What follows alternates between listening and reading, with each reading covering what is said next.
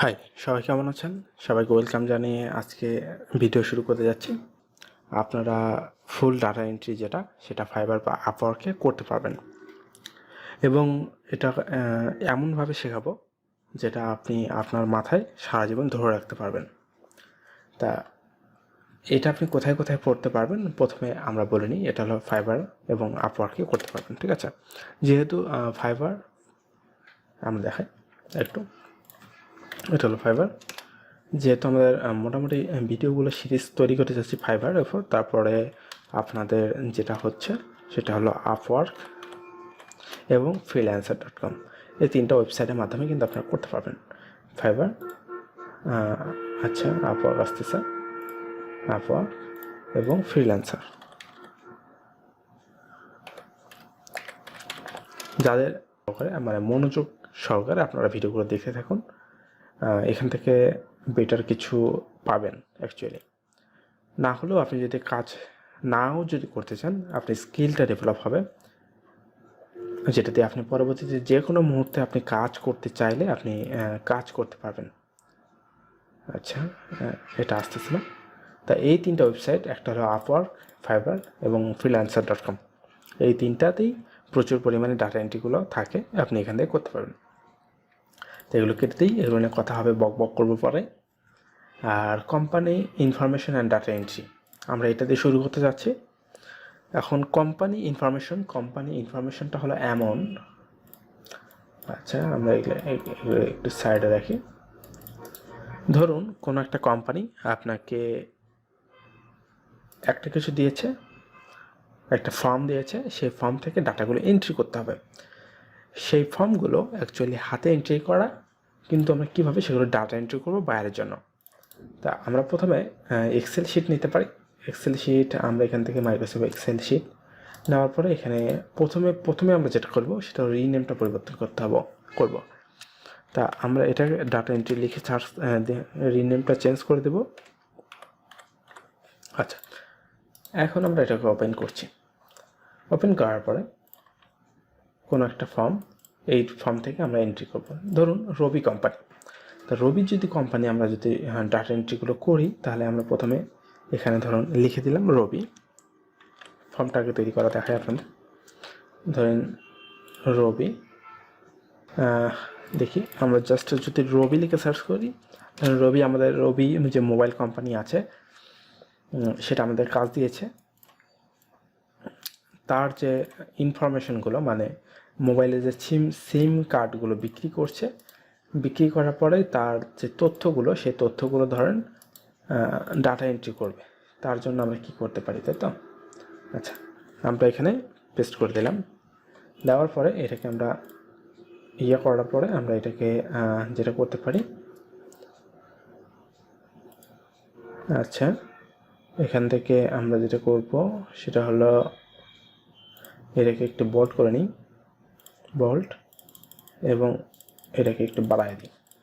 আচ্ছা, এখন যেটা হবে, যদি এই ধরনের এন্ট্রি হয়, তাহলে প্রথমে আপনাকে যেটা হবে, যে সিমটা ক্রয় করেছে বা কাস্টমার নেম আমরা এটা দিতে পারি, CAS কাস্টমার নেম। তারপরে সে কি সিমটা ক্রয় করেছে, মানে ফর্মে যেগুলো থাকে অ্যাকচুয়ালি, মোবাইল নাম্বার, আচ্ছা কাস্টমার নেম, মোবাইল নাম্বার। তারপরে আমরা যেটা দিতে পারি, এখন লোকেশনের মধ্যে যেটা আসে সেটা আমি বলি, সেটা হলো লোকেশনটা দিতে পারি, লোকেশন। তারপরে আইডি কার্ড নাম্বার, আইডি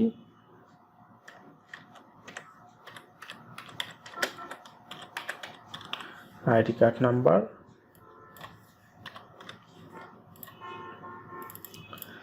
হ্যাঁ, অ্যাকচুয়ালি তো এই রকমই যদি আমাদের ফর্ম থাকে, আরও যদি এক্সট্রা ফাদার্স নেম থাকতে পারে, তার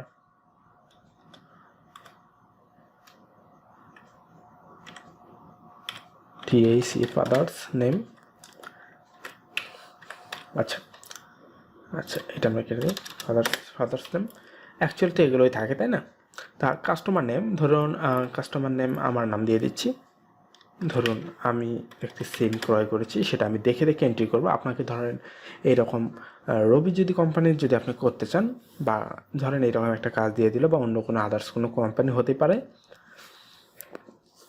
আপনাকে এরকম ফর্ম দিয়ে দিল। ফর্মগুলো কী করে দিল, স্ক্যান করে আপনাকে দিয়ে দিল, ওদের লেখার সময় নেই, আপনাকে দিয়ে দিল। সেক্ষেত্রে আপনি এরকম করবেন। সজীব, দেখুন, আচ্ছা এইরকম দেখুন,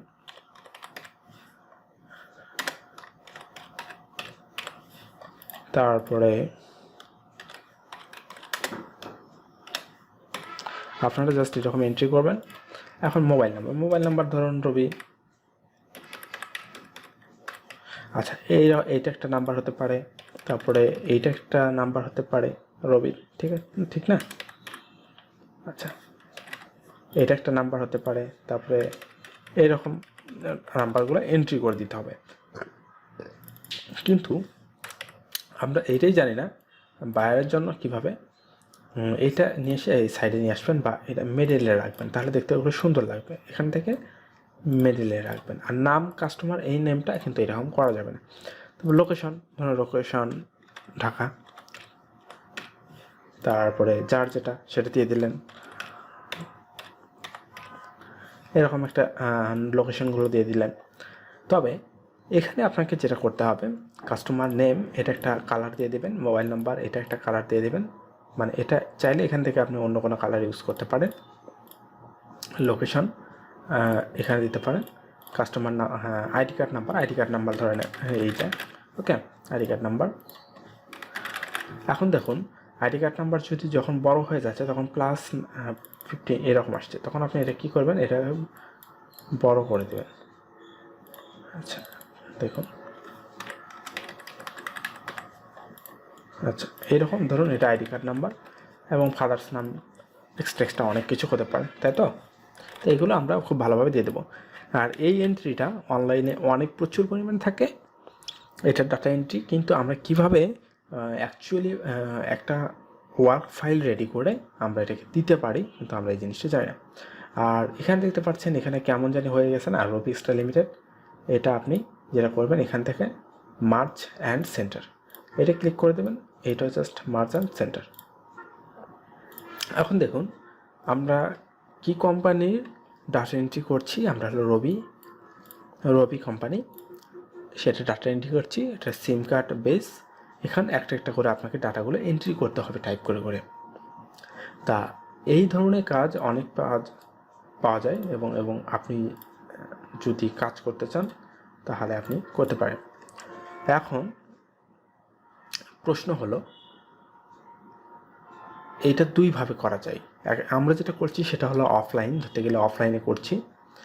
ধরুন আমাদের এরকম 3000 বা 4000 আমাদের কাগজ দিয়েছে, মানে ফর্মগুলো দিয়েছে, সেই ফর্মগুলো দেখে দেখে আমরা টাইপ করছি এখান থেকে 3-4000। তার বিনিময়ে একটা পেমেন্ট তো অবশ্যই দেবে, তাই না? পেমেন্টটার এখন কোনো বিষয় নেই, কাজ শেখাটা হলো বিষয়। তা আমরা এটা অফলাইনে করছি, আমরা এই জিনিসটা অনলাইনে করতে পারি। অনলাইনে কেমন, ধরুন আমরা এখানে আসলাম, কোনো একটা মেইল আপনার লগ ইন করলাম, লগ ইন করার পর জাস্ট এখানে ক্লিক করার পরে এই ড্রাইভে চলে গেলাম। ড্রাইভে যাওয়ার পরে এখানে দেখতে পাচ্ছেন নতুন থেকে প্লাস থেকে এই গুগল, এটা আমরা কেটে দিই। তারপরে দেখুন, আমাদের একটা এক্সেল শিট আমরা ওপেন হয়ে যাচ্ছে।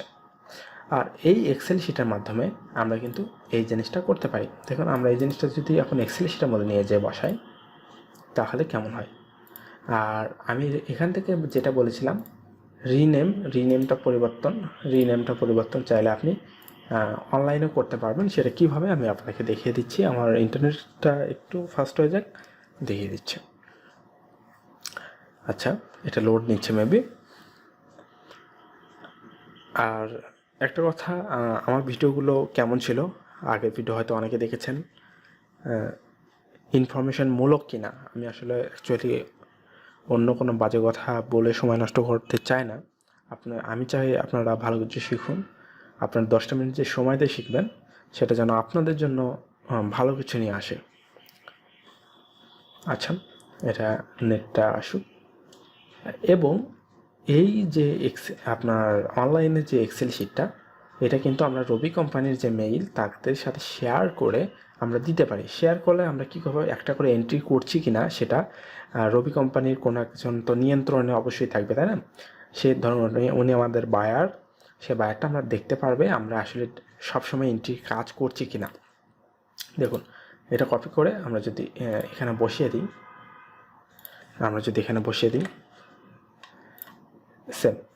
এখন আমি এখানে একটা করে এন্ট্রি করব, ধরুন আমি এখানে একটা করে নাম লিখব, সেটা বায়ার দেখতে পারবে। সেটা শেয়ার করতে গেলে আপনাকে শেয়ারে যেতে হবে, তাদের যে মেইল অ্যাড্রেস, তাদের সাথে কন্ট্যাক্ট করার সময় আপনাকে বলে দিতে হবে একটা মেইল অ্যাড্রেস দাও, সেভ করে দিলে আপনি এখান থেকে, তারপরে এখান থেকে মেইল অ্যাড্রেস দেখতে পাচ্ছেন, এখান থেকে আপনারা দিতে পারবেন। তা আমরা এটা দিচ্ছি না, আমরা এটা দিব না অ্যাকচুয়ালি। তা আপনারা চাইলে এটা করতে পারেন। এবং বায়ার আসলে অ্যাকচুয়ালি যারা ইউএসএ বা আমেরিকার যে বায়ারগুলো, তারা এই জিনিসটাই ঠিক করে, তুমি কাজ করছো কি না আমি সবসময় তোমার জাস্টিফাই করবো, এর জন্য দিয়ে দাও। আর রিনেম, আমরা যেটা এক্সেল ফাইলের রিনেম পরিবর্তন করতে চাচ্ছিলাম এইটা। আর মেইল লিঙ্কটা হলো এইটা, এই লিঙ্কটা তুমি যদি বায়ারকে দিয়ে দাও, তাহলে এখান থেকেও সে কপি করে নিয়ে নিতে পারবে।